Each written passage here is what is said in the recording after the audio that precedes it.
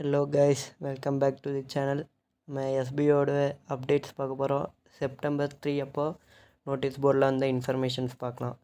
First ஆடியோவில் என்ன சொல்லியிருந்தாங்கன்னா, ஒர்க் எப்போ ஸ்டார்ட் ஆகுது அதை பற்றி பேசியிருந்தாங்க. ஒர்க் வந்து கம்மிங் 5லேருந்து 19 வரைக்கும் பேட்சாக ஸ்ப்ளிட் பண்ணி ஒர்க் ஸ்டார்ட் பண்ண போகிறாங்களாமா. இந்த பேட்சாக ஸ்ப்ளிட் பண்ணுற காரணம் வந்து என்ன சொல்லியிருந்தாங்கன்னா, மொத்தம் 3 ரீசன் சொல்லியிருந்தாங்க. ஃபஸ்ட்டு ரீசன் வந்து பேமெண்ட் வந்து இப்போ இப்போ 4 லட்சம் பேர் இருக்கிறாங்கன்னா 4 லட்சம் பேர்த்துக்கு வந்து ஒர்க் ஒட்டுக்கா ஸ்டார்ட் பண்ணால் 4 லட்சம் பேர்த்துக்கு ஒட்டுக்கா பேமெண்ட் போடுறதுல பிரச்சனை வரும். ஸோ அதுங்காட்டி பேட்சாக ஸ்ப்ளிட் பண்ணியிருக்கிறாங்க. அதாவது ஒரு பேட்சுக்கு ஒரு 20,000 மெம்பர்ஸ் அது மாதிரி ஸ்ப்ளிட் பண்ணி ஒர்க் வந்து 5 to 19 செப்டம்பர் வரைக்கும் ஸ்டார்ட் பண்ண போகிறாங்க. இப்போ 5ஆந்தேதி ஸ்டார்ட் பண்ணிங்கெல்லாம் ஒர்க் வந்து 19 வரைக்குமே செய்யலாம். குறிப்பிட்ட டேஸ்க்கு ஒர்க்காக வந்து ஒர்க்கு வந்து செய்கிற மாதிரி இருக்கும். அதுவும் அனௌன்ஸ் பண்ணுவாங்க நோட்டீஸ் போர்டில். அடுத்து செகண்ட் ரீசன் என்ன சொல்லியிருந்தாங்கன்னா, இப்போ சைட் வந்து ரீஓப்பன் பண்ணுறப்ப வந்து நோட்டீஸ் போர்டில் அனௌன்ஸ்மெண்ட் வந்தோடனே எல்லாம் ஒட்டுக்காக போய் டக்குன்னு சைட்டில் பார்க்குறதுனால சைட் இஷ்யூஸ் நிறையா வருது. ஸோ இது ஒரு காரணமாக சொல்லியிருந்தாங்க அந்த பேட்சாக ஸ்ப்ளிட் பண்ணி ஒர்க் ஸ்டார்ட் பண்ணுறதுக்கு.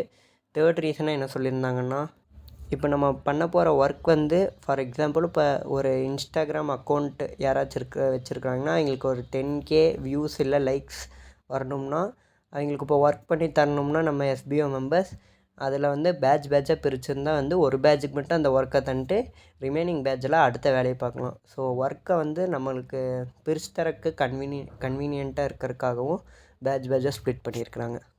செகண்ட் ஆடியோவில் அடுத்து என்ன சொல்லியிருந்தாங்கன்னு பார்ப்போம். அதாவது இப்போ 5th அன்னைக்கு ஸ்டார்ட் பண்ணுறவங்களும் இருப்பாங்க, 19th அன்னைக்கு ஒர்க் ஸ்டார்ட் பண்ணுறவங்களும் இருப்பாங்க.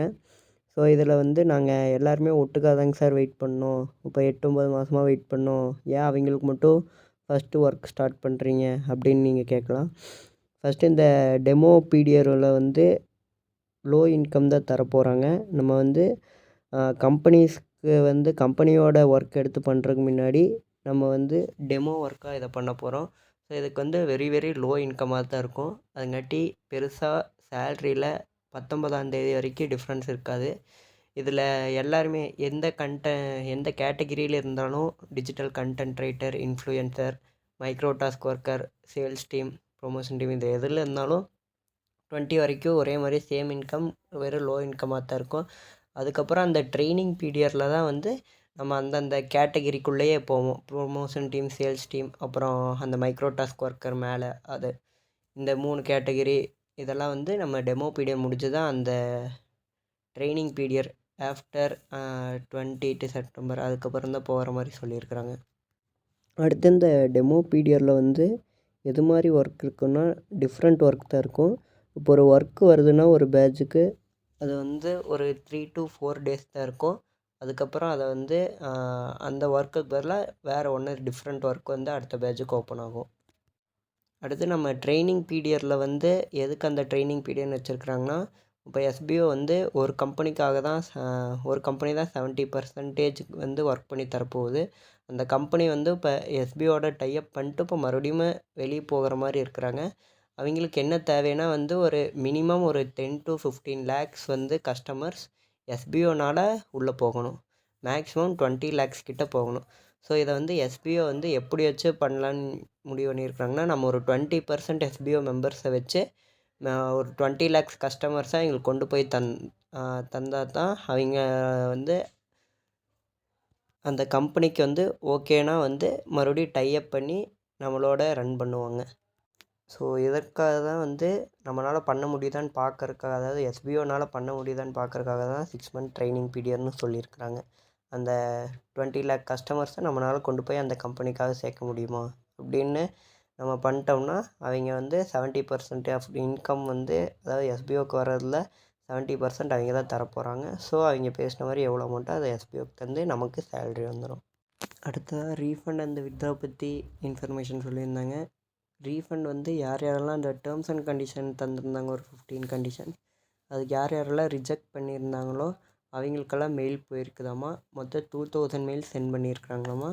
அதில் யாரெல்லாம் அவங்களோட டாக்குமெண்ட்ஸு அதாவது அவங்களோட எஸ்பிஓ ப்ரூஃப்ஸ் வந்து ரீசெண்ட் பண்ணாங்களோ அவங்களுக்கெல்லாம் வந்து வித்ட்ரா போட்டாங்களாமா. கிட்டத்தட்ட 1100 பேர்த்துக்கு இப்போ ரீஃபண்டு போட்டிருக்குறாங்க. இதில் ஒரு என்ன இம்பார்ட்டண்ட்டான விஷயம்னா, இப்போ ரீஃபண்டு போட்டவங்க வந்து 15 டேஸ்க்குள்ளே அவங்களோட ரீஃபண்ட் ஆனதோட ஸ்க்ரீன்ஷாட்டை வந்து ப்ரூஃப் ஆஃப் எஸ்பிஓவில் போஸ்ட் பண்ணணும். போஸ்ட் பண்ணால் தான் அவங்களோட ஒர்க்கிங் வாலெட்டில் இருக்கிற அமௌண்ட் வந்து வித்ட்ரா பண்ண முடியும். இல்லாட்டி அவங்களுக்கு வந்து ஒர்க்கிங் வாலெட்டில் இருக்கிற அமௌண்ட் வந்து வித்ட்ரா பண்ண முடியாது. அடுத்து இப்போ யார் யாருக்கெல்லாம் வந்து ப்ரூஃப் அப்லோட் பண்ணாங்களோ அவங்களோட ஒர்க்கிங் அமௌண்ட் எவ்வளோ இருக்கோ அந்த ப்ரூஃப் அப்லோட் பண்ணதுலேருந்து 2 to 3 ஒர்க்கிங் டேஸில் அவங்களோட ஒர்க்கிங் அமௌண்ட் வந்து அதுவும் கிரெடிட் ஆகிடும். ஸோ யார் யாரெல்லாம் வந்து ரீஃபண்ட் போட்டிங்களோ அவங்கெல்லாம் ப்ரூஃபை வந்து மறுபடியும் அந்த மெயிலேருந்து எஸ்பிஓக்கு மறுபடியும் நீங்கள் உங்கள் மெயில் அனுப்பணும். அதில் உங்கள் நேம், ஸ்டாஃப் ஐடி, பேமெண்ட் ரிசீவ்டில் வந்து வந்துருச்சுன்னு போட்டு அடுத்து பேமெண்ட்டு ப்ரூஃப் வந்து அட்டாச் பண்ண சொல்லியிருப்பாங்க. அது ஒரு ஃபோட்டோ அட்டாச் பண்ணி sbo@tvn@gmail.comக்கு நீங்கள் மெயில் போட்டிங்கன்னா உங்களோட ஒர்க்கிங் அமௌண்ட் அதுவும் 2 to 3 ஒர்க்கிங் டேஸில் வந்துடும். அடுத்து என்ன சொல்லியிருந்தாங்கன்னா வித்ட்ரா ரெக்வஸ்ட் சொல்லியிருந்தாங்க. வித்ட்ரா ரெக்வஸ்ட் வந்து ஸ்டார்ட் பண்ணுறக்கு கொஞ்சம் லேட் ஆகுறதா சொல்லியிருக்கிறாங்க.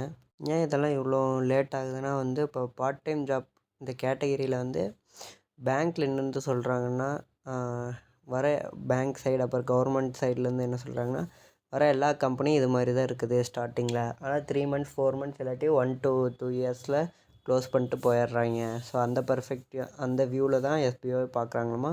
ஸோ எஸ்பிஓ வந்து எல்லா ப்ரூஃப் நிறைய ஒர்க் ப்ராசஸ் இருக்கிறங்காட்டி தான் இந்த ட்ரான்சாக்ஷன் ப்ராசஸ் எல்லாமே ஸ்லோவாக இருக்காமா.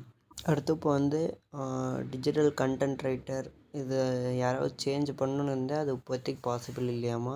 ஸோ டேட்டா பேஸில் அது பெரிய ஒர்க் அது அந்த மாதிரி ஒரு இதுவே அவங்க யோசித்து வைக்கல.